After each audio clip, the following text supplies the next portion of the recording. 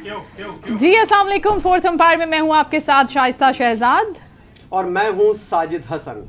और अब है मैच की अपडेट के हवाले से आपको बताते चले कि पाकिस्तान ने चैंपियंस ट्रॉफी के 5वें मैच में पाकिस्तान ने जो स्कोर किया है साजिद 241 टीम आउट हो गई है शाइस्ता। और हम मुझे हैरत होती है कि exactly, पाकिस्तानी टीम 300 वाली पिच के ऊपर 241 बना रही है। सारी टीमें बहुत अच्छे तरीके से खेल रही हैं और अच्छा टारगेट सेट कर रही है, लेकिन पाकिस्तानी टीम चेजिंग में बुरी तरह फ्लॉप और टारगेट देने में भी आज हमने देख ही लिया। जिस तरह से उम्मीदें बहुत हाई थी, लेकिन उन उम्मीदों पर बहुत ही खूबसूरती के साथ बहुत स्मूथली पानी फेरा गया है माशाल्लाह। इंडिया पूरी तैयारी के साथ, शायद मैंने सुबह से जब से मैं मैच देख रहा हूँ, इंडिया की टीम जो है वो पूरी तैयारी के साथ अपने प्लान को लेकर आई है और उस गेम प्लान को उन्होंने एग्जीक्यूट किया है। जी जिस तरह बॉलर्स को यूज करना था, बाबर आजम के ऊपर किसको टारगेट करना था, हार्दिक पांड्या क्यों आए जल्दी, मोहम्मद शामी ने क्या अपना किरदार अदा करना था, सब कुछ वैसे ही प्री प्लान हुआ है।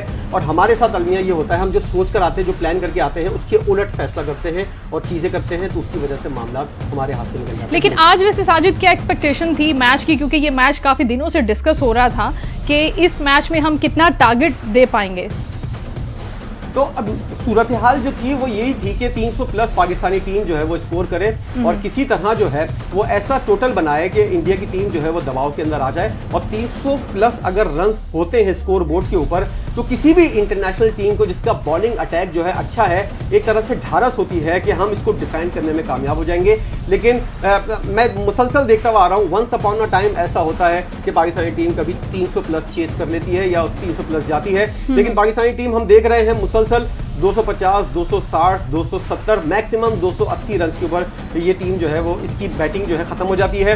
अब आपने देखा कि जिस तरह पावर प्ले का इस्तेमाल हुआ, पहले 10 ओवर जो इस्तेमाल हुए तो किसी तरह सही थे, 50 प्लस आपने बनाए, लेकिन दूसरा पावर प्ले जो दूसरा 11 ओवर से लेकर 20 ओवर तक जो मामला था, उसके अंदर पाकिस्तानी टीम जो है वो 30 से कम स्कोर करने में कामयाब हुई। बहुत स्लो खेला और बहुत ही मायूसकुन कारकर्दगी अब तक की रही, जहां पर आप 350 स्कोर कर सकते हैं, जहां पे बना सकते हैं। एक अच्छी टीम अगर अच्छा खेल पेश करती है, अच्छी स्ट्रेटजी के साथ आती है, अच्छे प्लेयर्स को बहुत ही वाइजली चूज करते हुए उनको इस्तेमाल करती है, तो 350 रन आप स्कोर कर सकते हैं। लेकिन वहां से आप बिल्कुल 100 को माइनस करके 250 भी बना नहीं पा रहे। और 300 बॉलें अगर आप खेल रहे हैं और आपने कितनी बॉलें डॉट बॉल खेली है, तो आप लोगों को अंदाजा हो जाना चाहिए कि 27 रन अगर आप 11 ओवर से 20 ओवर के दरमियान बनाएंगे और उसके बाद 21 ओवर से 30 ओवर के दरमियान आपने 50 रन बनाए और 31 ओवर से 40 ओवर तक 54 रन बनाए और इसके अलावा 41 ओवर से 49.4 ओवर तक, जब तक आपकी टीम आउट नहीं हुई, 51 आपने रन बनाए। तो इस तरह किसी भी तरह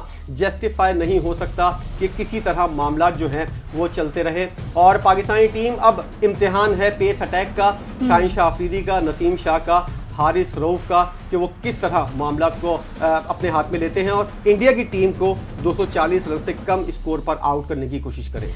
आज के मैच के हवाले से हम आपको डिटेल्स दे देते हैं। पाकिस्तान ने भारत के खिलाफ टॉस जीता, पहले बैटिंग का फैसला किया और आज पाकिस्तान के कप्तान मोहम्मद रिजवान ने 46 रन बनाए और अक्षर पटेल की गेंद पर बोल्ड हो गए। इसके विकेट के फौरन बाद साउथ शकील भी कैच आउट होते होते बच गए, ताहम कुछ ही देर के बाद वो 76 गेंदों पर 5 चौकों की मदद से 62 रन बनाकर आउट हो गए।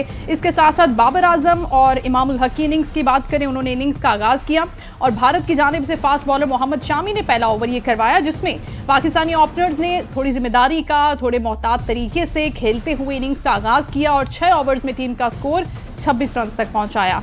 लेकिन इसके बाद बाबर आजम को शानदार कवर ड्राइव लगाना शुरू की तो भारतीय खिलाड़ियों में थोड़े थोड़े परेशानी के आसार नुमायां हो गए और इसी दौरान पाकिस्तान की पहली विकेट 8.2 ओवर्स में 41 रन पर गिर गई, जबकि दूसरी विकेट पाकिस्तान की थोड़ी देर के बाद 47 रन पर गिर गई। बाबर आजम 26 गेंदों पर 23 रन बना सके और विकेट के पीछे कैच आउट हो गए। इमामुल हक की बात भी कर लेते हैं, जिन्होंने सिर्फ और सिर्फ 10 रन जोड़े इस मजमूए के अंदर और फिर वो कैच हो गए, पवेलियन लौट गए, आउट हो गए। ये सारी की सारी कारकर्दगी। शाइस्ता, मैं एक और चीज जो मैं अभी हम मैच से पहले ट्रांसमिशन में आने से पहले हाईलाइट कर रहे थे कि पाकिस्तानी टीम जो है वो जिस तरह डर कर खेल रही थी, बाउंड्रीज मारते हुए या छक्का मारते हुए, आप तस्वुर कीजिए 42 ओवर्स के बाद जो है पाकिस्तानी टीम ने पहला छक्का मारा है, तो इससे आपको अंदाजा हो जाए कितनी डिफेंसिव आपकी अप्रोच है और कितना आप डर डर के खेल रहे हैं। इस तरह अगर आप डर के खेलेंगे और चैंपियंस ट्रॉफी जैसा मैच होगा तो फिर आप ये तवक्को ना रखें कि आप चैंपियंस ट्रॉफी जीतेंगे। एग्जैक्टली। लेकिन अभी जो हमारी एग्जिस्टेंस है साजिद, अगर हम उसी को डिस्कस कर लें कि आप चैंपियंस ट्रॉफी में बड़ी जानदार शानदार टीमें आती हैं और उसके अंदर भी अब पाकिस्तान, अफगानिस्तान और पाकिस्तान अब एक ही तरीके से ट्रीट किए जा रहे हैं। पाकिस्तान को भी शायद इसी लेवल पे बांग्लादेश के साथ शामिल कर ले, जहां पर एक ज़माने में इतनी अच्छी टीम होती थी, अब उस टीम के अंदर कोई नाम के चंद खिलाड़ी रह गए जिनसे उम्मीदें वाबस्ता की जा सकती हैं। लेकिन बाबर आजम को डिफेंड करने का सिलसिला ताहाल जारी है। अभी गुज़श्ता रात भी उनको डिफेंड किया जा रहा था कि आज के मैच में अच्छा परफॉर्म कर लेंगे। आज के मैच में 23 रन बना के उनकी इनिंग तमाम हो गई और जिस तरह उन्होंने खेलना शुरू किया उसके बाद ऐसी बॉल के ऊपर वो आउट हुए जैसे कि हम समझ सकते हैं कि क्या सूरत हाल बन सकती है। बाबर आजम फिर कवर ड्राइव के लिए खेले और आउट हो गए और मोहम्मद रिजवान जिस तरह बाहर निकलकर खेल रहे थे और जिस तरह बोल्ड हुए उससे अंदाजा हो सकता है कि किस तरह की शॉट सिलेक्शन जो है गलत टाइम के ऊपर उन्होंने अपनाई। और ऐसा हमने T20 वर्ल्ड कप के इंडिया और पाकिस्तान के मैच के अंदर देखा, जब गलत मौके के ऊपर गलत शॉट खेलते हुए मोहम्मद रिजवान उस वक्त तो कप्तान नहीं थे लेकिन जसप्रीत बुमराह की बॉल पर जिस तरह आउट हुए थे वही गलती उन्होंने आज। साजिद, क्या वजह हो सकती है कि आप समझ नहीं पाते चीज़ों को, आपकी अंडरस्टैंडिंग का वो लेवल नहीं है, या फिर प्रैक्टिस में कहीं कमी रह जाती है कि आपने उन शॉट्स को उस तरह से खेला नहीं होता? ये इस बात के सवाल का जवाब मैं आपको थोड़ा से वक्फे के बाद दूंगा क्योंकि हम जा रहे हैं हेडलाइंस के लिए। हेडलाइंस के बाद वापस आएंगे और डिस्कशन का सिलसिला यही। Stay with us.